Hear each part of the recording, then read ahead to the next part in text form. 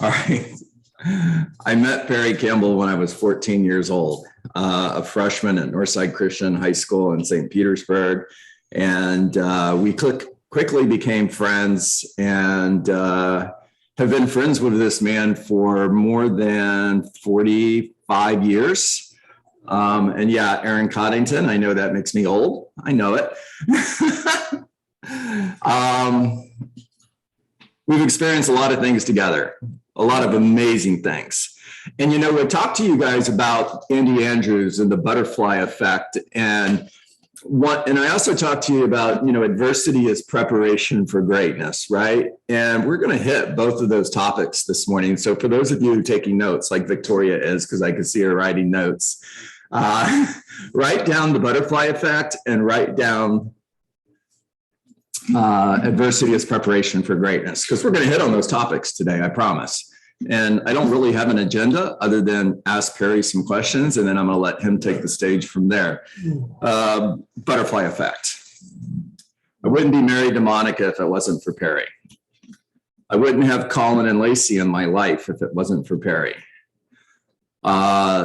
I'm sure that story will come up, but I met Monica because of Perry, and we would not be married today if it wasn't for Perry Campbell. So God bless Perry for introducing me to my wife of 30 years, and I have an amazing family because of this man. In 1988, he said to me, you know, John, you ought to think about getting into sales. I think you'd be really good at this. At the time, I was a school teacher, and my response was, I don't think so. And I gave in and got into sales. And because of that, I'm doing what I'm doing today. I don't think I would be talking to you guys right now if it wasn't for Perry Campbell. And if I've had the opportunity to change anybody's life, here's what I want you to think about. I didn't. He did. I didn't. He did. So, Perry, you ready? Yes, sir. All right, I'm going to bring Perry in. Guys, if you have questions, just hit your little digital hand. Perry, I'm going to have you scooch over this way just a little bit and scooch back just a little bit and make sure the camera's on you. We don't need to see me. We need to see you. Okay. Perry Campbell. Good morning, everybody. Good morning. Good morning. Perry, Good morning. Good morning. Morning. Awesome. It's awesome. Okay, so Perry, we've been friends for a long time. Yeah. Too many years. Too many years.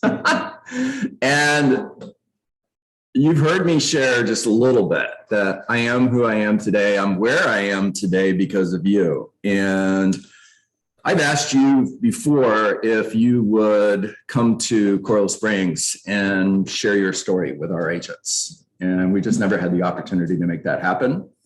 And I just happened to be here this weekend because we went to the Buccaneers game, had an incredible time. It was a memory maker, and so much fun.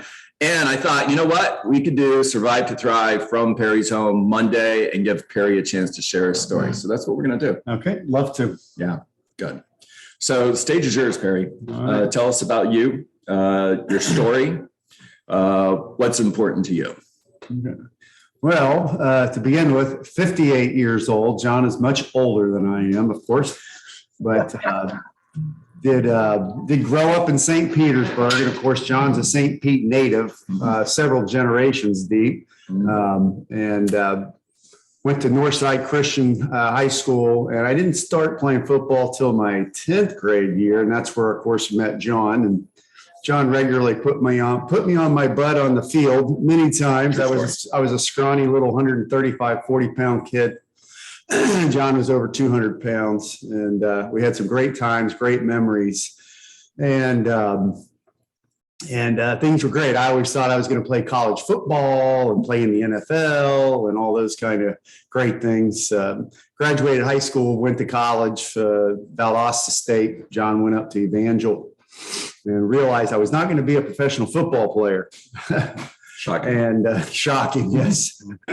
And so I'll tell you a little bit about my story. Has a lot of drugs and alcohol And probably when I was around 15 is when I first started drinking, started smoking pot. Drugs are a big part of my story, made me who I am today and where I'm at.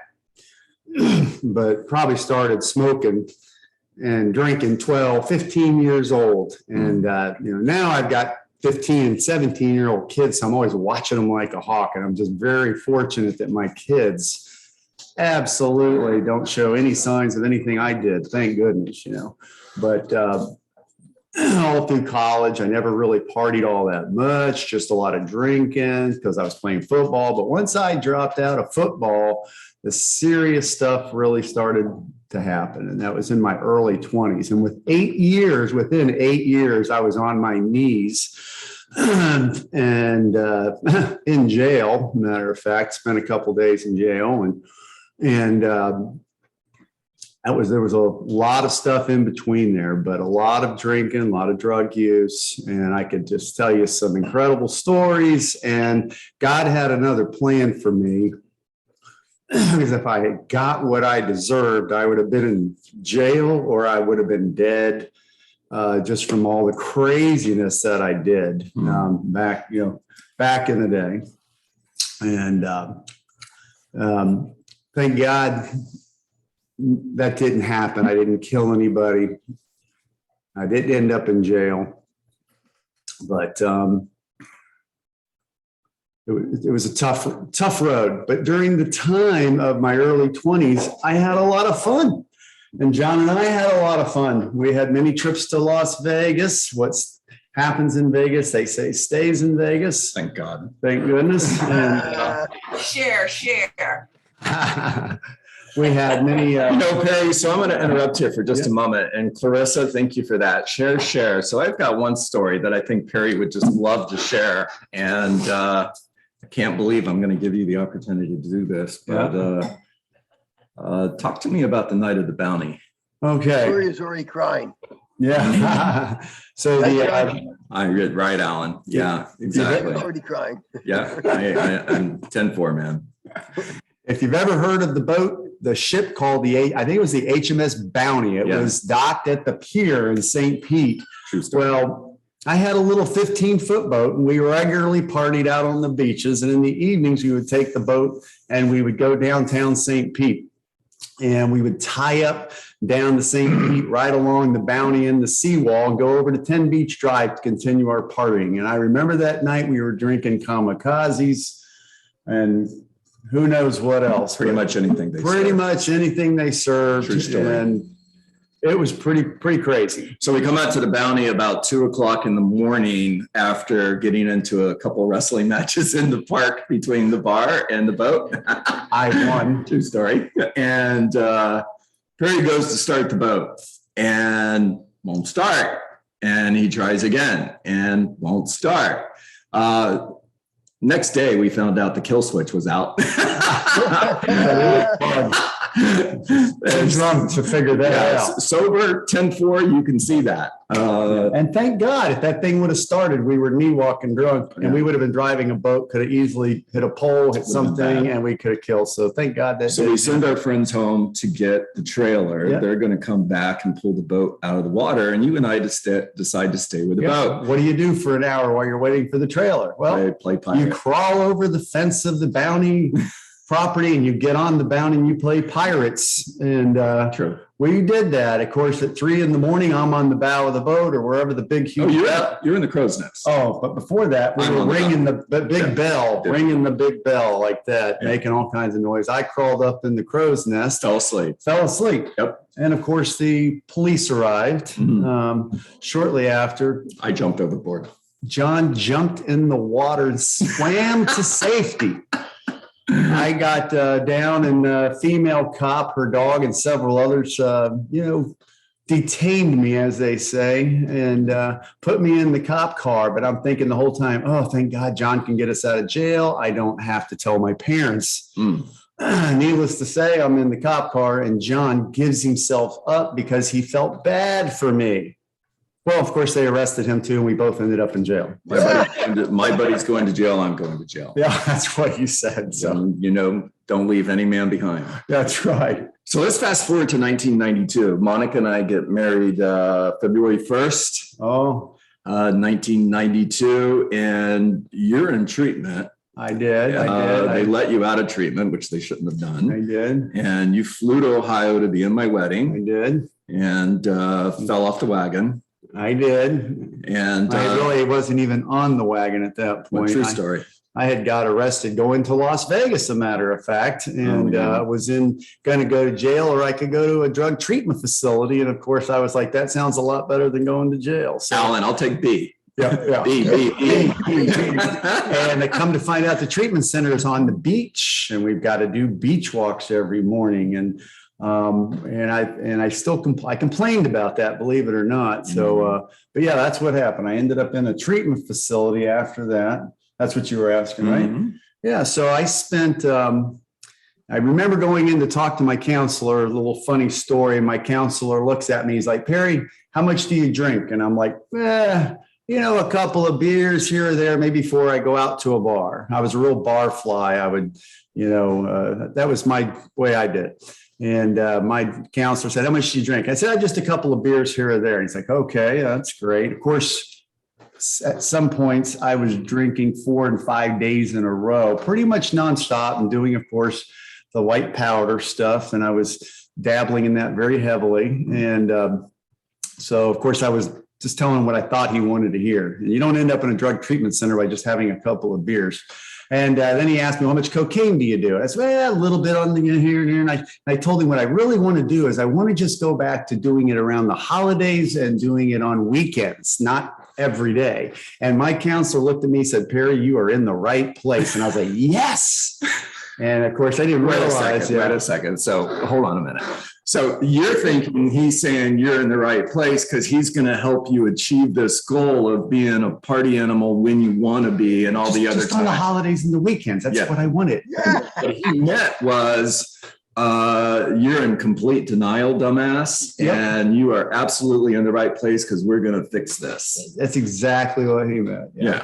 And so I come to find out it's like a 90-day treatment center. I'm like, 90 days? I got to be here? It's like, you guys don't understand who I am. I can't be here that long. I have a business to run. Don't you know who I am? And he's like, "Oh, let's see. From what I hear from your sister and your coworkers, that you're hardly there anyway very much. And it pretty much runs without you. Come to find out, the business did better without me. They ran smoother because when I showed up, I just stirred the pot all up. And but in that treatment center, around 90 days, I thought I was going to be getting out. And of course, I was introduced to Alcoholics Anonymous and different 12-step programs, which saved my life, by the way. I mean, saved my life because at that point, I was hopeless. Hopeless. But when I got around 90 days, I thought I was going to be getting out. My counselor and I was all full of it, and I was ready to get out and go conquer the world and get my business going again. And my counselor looked at me and he said, "Perry, some are sicker than others, and you're going to be here a little while longer with us." And I was shocked. I was absolutely shocked about that I was going to have to stay longer, and that he was calling me out. They were real good at doing that kind of stuff, calling me out. Yep. But I did, and that's coming up on. It'll be 30 years in February. Yeah, 30 years in February. February 3rd's my sobriety date. February 1st at John's wedding was my last drink. I think we were doing buttery nipple shots. True story. Oh my God. Kamikazes. And who knows what else? And he probably is pretty lucky he even made it. We even made it to the wedding, that we didn't get in trouble and get arrested. And that's probably could have easily happened. It's true too. Yeah. So, I'm coming up on 30 years. So those years of being hopeless and getting into recovery, turning my life around. So let's pause right there for a moment, because I know something about this that I don't know if everybody else knows. 30 years sober. What percentage of people who enter rehab make it to where you are today, 30 years still sober? Yeah, I mean, from what I've read and what people talk about, it's in the tenths of a percent. So not even 1%. Yeah. People just make it a year in recovery. Yeah. People that just find Alcoholics Anonymous that are alcoholics and drug addicts, very few people even find the doors of AA. And if you have the opportunity, if you know somebody and they can actually get into the doors of Alcoholics Anonymous or get into recovery, it plants a seed. And it basically ruins your drinking and your drugging after that, because you know there's help out there and you don't have to be hopeless. Someone told me early off, right when I came in, they say, Perry, you never have to feel like that again.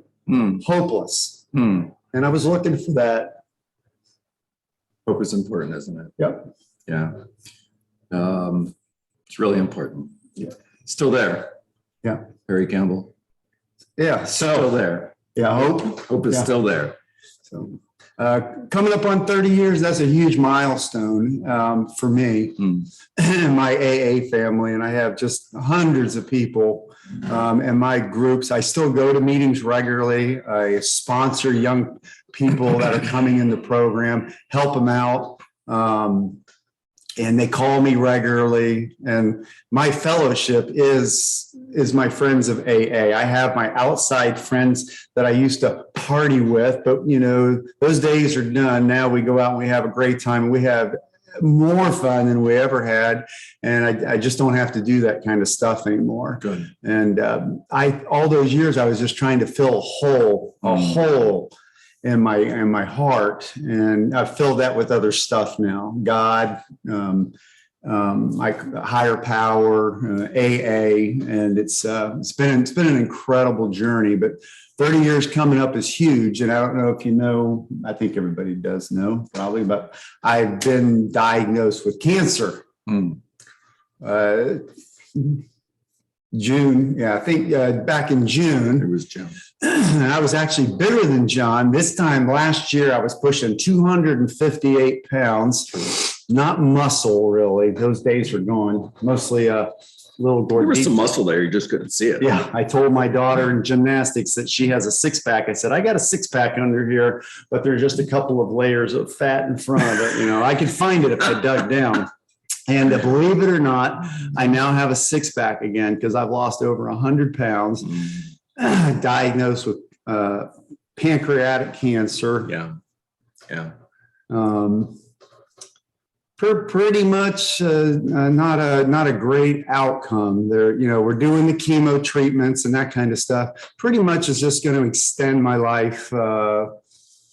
We hope a year or two is basically what we're hearing. I hope for another 30 years if something happens, but right now my tumor is not resectable, I think is what they call it. They can't get that off, and it has metastasized to my liver and lymph nodes. So it's not a great prognosis, but I'm okay with it. The way I look at it is I got a second chance when I was 28 years old and got sober, and that 30 extra years added on, because I probably shouldn't have even made it past 28. During that time, met a wonderful Colombian woman, Martha, my wife, two wonderful kids, 15 and 17, and none of them have ever seen me drinking or drugging. That's a miracle, absolute miracle.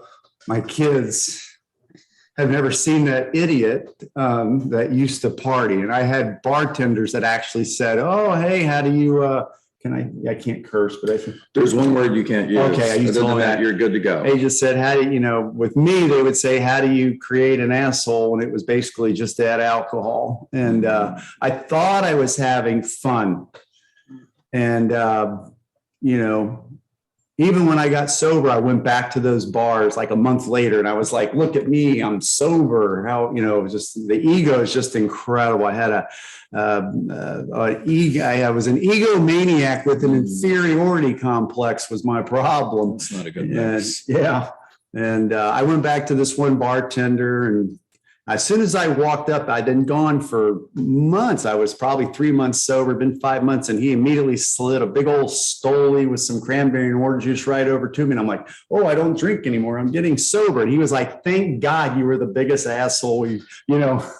This is a bartender that I used to tip, and those days are gone. And it's just made a huge difference in my life. I would have never, of course, met my wife, would not have two wonderful kids, been married 21 years now, and living one day at a time, literally one day at a time, and just going to make best with the time I have. Because I just have today. I can't worry about tomorrow. I can't worry about next week, next year. I can plan.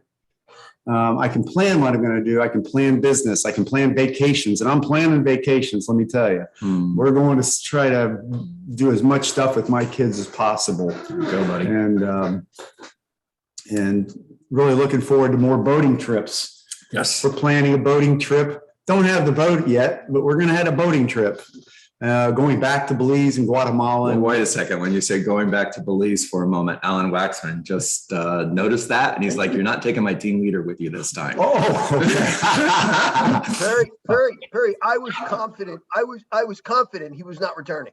Right. I said to Monica, we need to prepare to say something because I think somewhere in the waters of Belize, John's going to remain. I just, when he told me how this trip was going and how many people were going and how long he was going to be on the boat.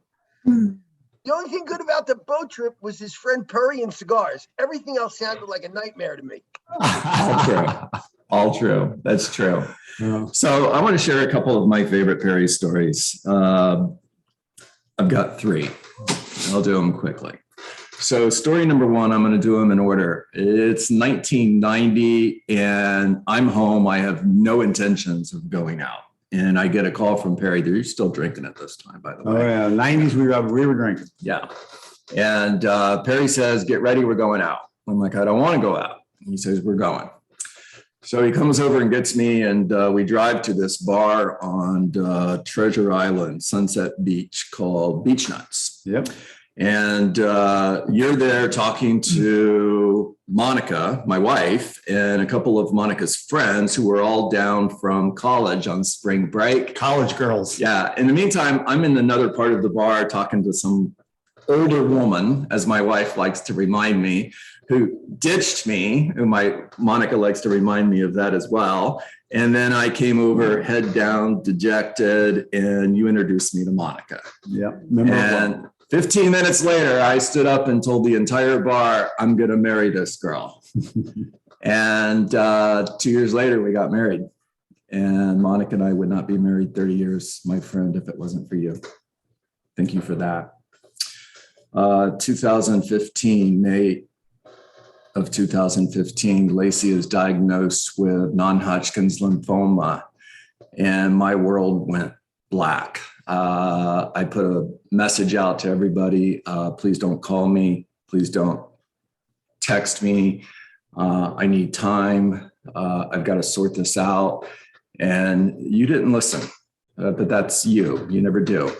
And I'm grateful that you didn't listen. You called me immediately and you said, John, what do you need? And we're at All Children's Hospital in St. Petersburg, Monica, Lacey, and I'm just trying to make sense of the world. And the very first person I see is Perry Campbell. And I'll never forget that.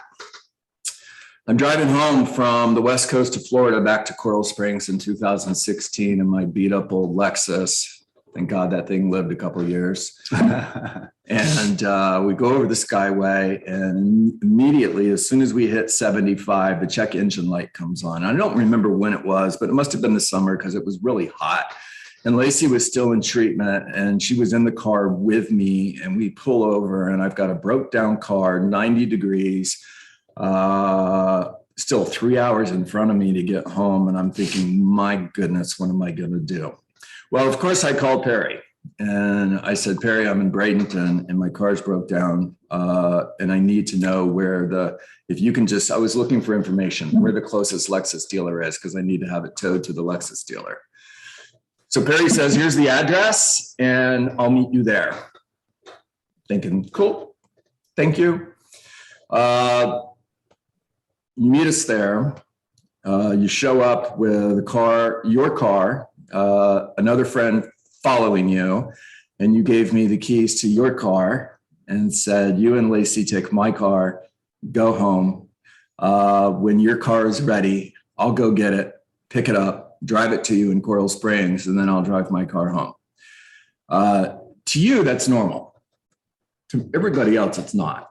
People don't do things like that. You know, you've asked me a couple times why I do what I do, and it's because you do what you do.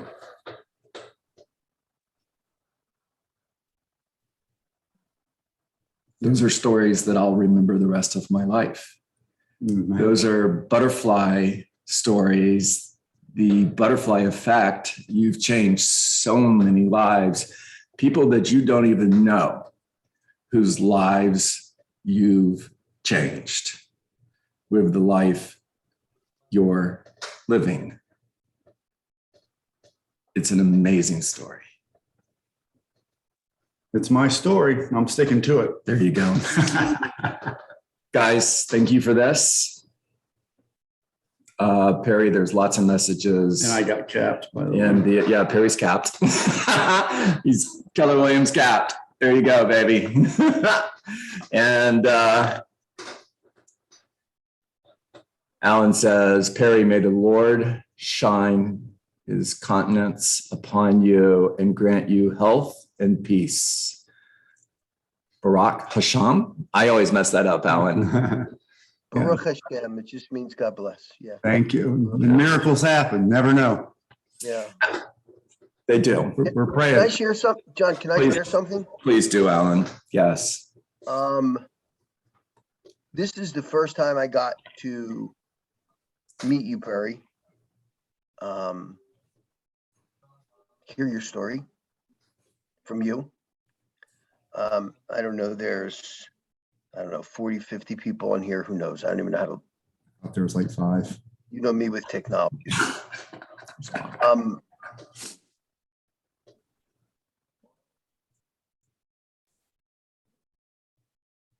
The only people I know that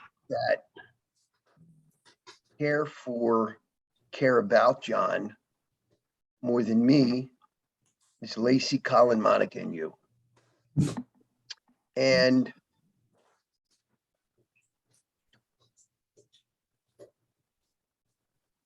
now I get it. Now I understand.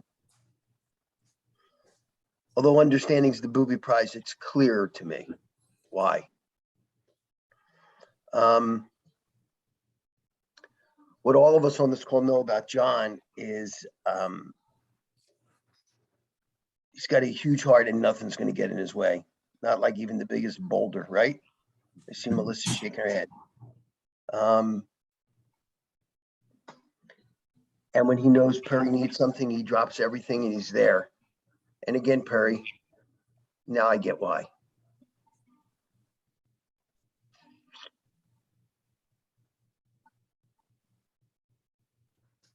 Before this call, with everything John shared, I was hopeless around you. Now I'm not. No, I'm not. You, my friend, have so much more life to live.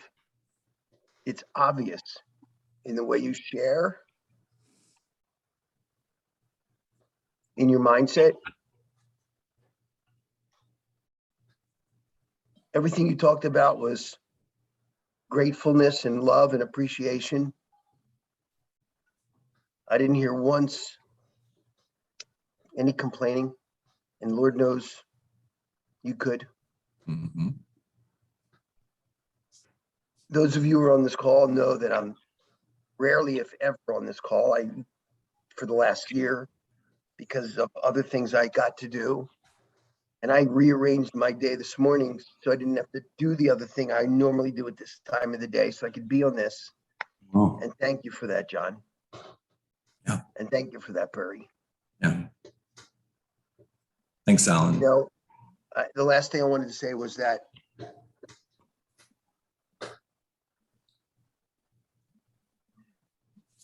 if I have anything to share with you, figure out a way, Perry, to share this more often. Figure out a way to share this more often. And it doesn't have to be in a group this large. It can just be with one person at a time. Maybe the next time you go for your chemo treatment, figure out a way to share this more often because it helps. Everybody's going through something. As John Dietz likes to say, he stole it from someone, doesn't matter, or borrowed it. We're all either in adversity, coming out of adversity, or about to go back into adversity. Mhm. So I appreciate you. This was remarkable. Mm.